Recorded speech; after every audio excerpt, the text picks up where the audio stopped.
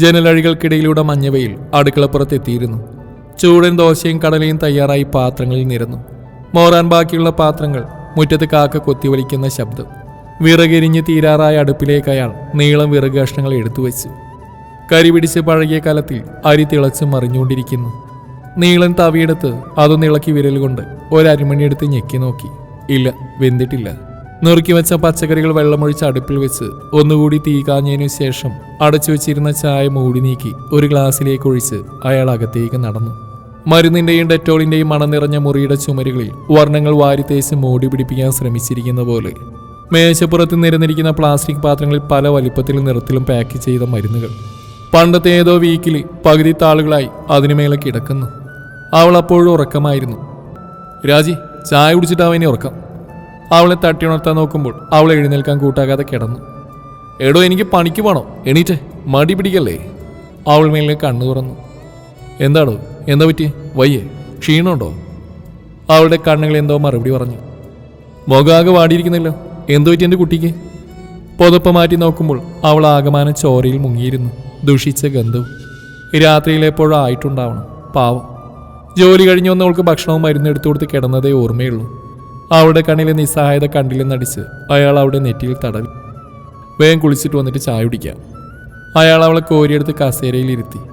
തന്നെ നെഞ്ചോട് ചേർത്ത് അവളെ കോരിയെടുക്കുമ്പോൾ പലപ്പോഴും അവളൊരു കൊച്ചു കുഞ്ഞിനെ പോലെ അവനിൽ പറ്റിച്ചേർന്നു. അവളുടെ തുണിയൊക്കെ മാറ്റി കുളിക്കാനായി ബാത്റൂമിലേക്ക് കൊണ്ടുപോയി. കുളിപ്പിച്ച് കൊണ്ടുവന്ന നാപ്കിൻ ഇടിച്ച് അവളുടെ പ്രിയപ്പെട്ട മഞ്ഞ നൈറ്റ് ഇടിച്ച് കസേരയിലിരുത്തി. കട്ടിലിനെ തുണി മാറ്റി പുതിയ പുതപ്പിട്ടു. അയാൾ അവളെ വേഗം കോരിയെടുത്ത് കട്ടിലിൽ ചാരിയിരുത്തി. ഇനി നമുക്കൊന്ന് ഒരുങ്ങണ്ടേ? അവൻ ചിരിച്ചു. ഒപ്പം അവളുടെ കണ്ണുകൾ. മുഖം തുടച്ച് പൗഡർ ഇട്ടു.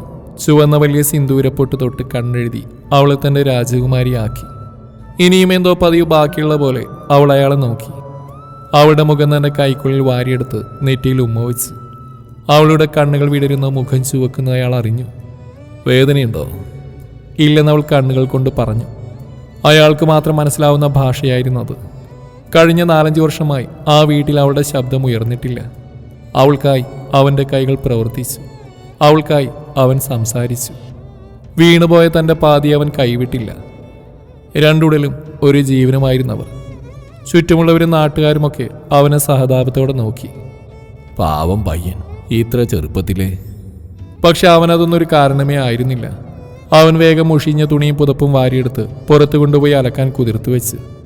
ആ സമയകത്ത് അവിടെ കണ്ണുകൾ മേലെ അടഞ്ഞു പോവുകയായിരുന്നു. ഉറക്കം മതി വരാതെ അവൾ ആ ഇരിപ്പ് തുടർന്നു.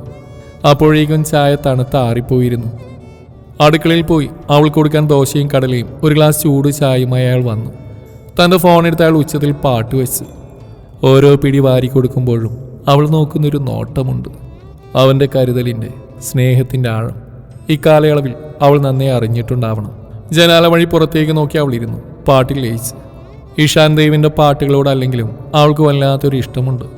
അതുപോലെ തന്നെ ഉണ്ണിമേനോനും ജയചന്ദ്രനും അവരുടെ പാട്ട് കേട്ട് കുറേ നേരം അതിൽ മാത്രം ലയിച്ചിരിക്കുന്ന കാണാം.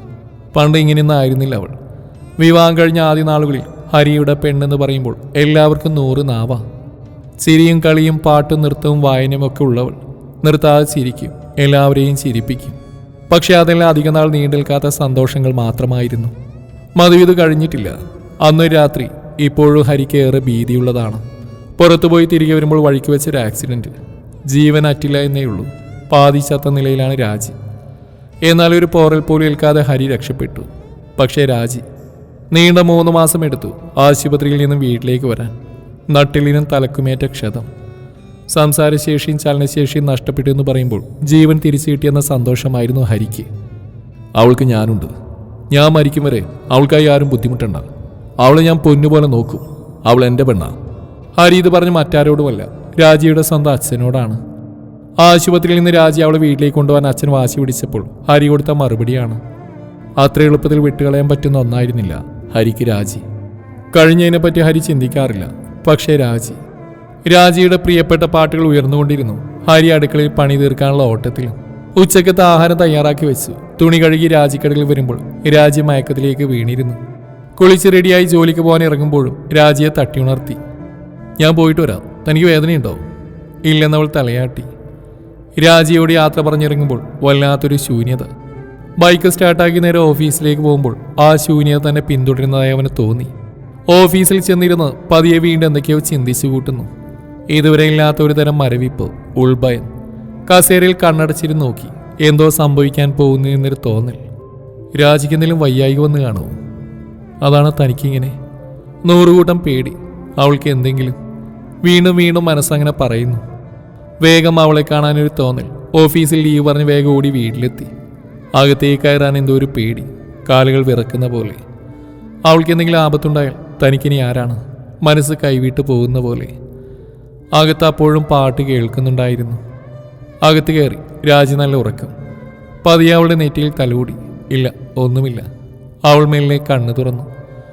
എന്തെന്ന ഭാഗത്തിൽ അവനെ നോക്കി. ഒന്നുമില്ലടാ, ഒരു മൂടില്ല, അതുകൊണ്ട് ലീവ് എടുത്ത് പോകുന്നു. അവളുടെ കണ്ണുകളിൽ തെളിച്ച്. ഒരുപക്ഷെ അവളും അവൻ്റെ സാമീപ്യം ആഗ്രഹിച്ചിരുന്നിരിക്കണം. ഹരിയേറെ ശാന്തനായി കട്ടിലിരുന്നു, ഉള്ളിലെ പേടി പുറത്തു കാട്ടാതെ. അവളുടെ മുഖം നെഞ്ചിൽ ചേർത്ത് അവളുടെ കയ്യിൽ മുറുകെ പിടിച്ച് അവരിരുന്നു. ചിലപ്പോഴൊക്കെ സ്നേഹം ഇങ്ങനെയാണ്. നഷ്ടപ്പെടലിൻ്റെ ആഴം വെറുതെ ഓർമ്മിപ്പിച്ച് പേടിപ്പിക്കും. ചിലപ്പോൾ ദൂരെയുള്ളൊരു മനസ്സിനെ പെട്ടെന്ന് അടുത്തുകൊണ്ടെത്തിക്കും. അവൻ്റെ ചൂടിൽ പറ്റിച്ചേർന്നിരിക്കുമ്പോൾ പിന്നിൽ ആ പാട്ടുയർന്നു.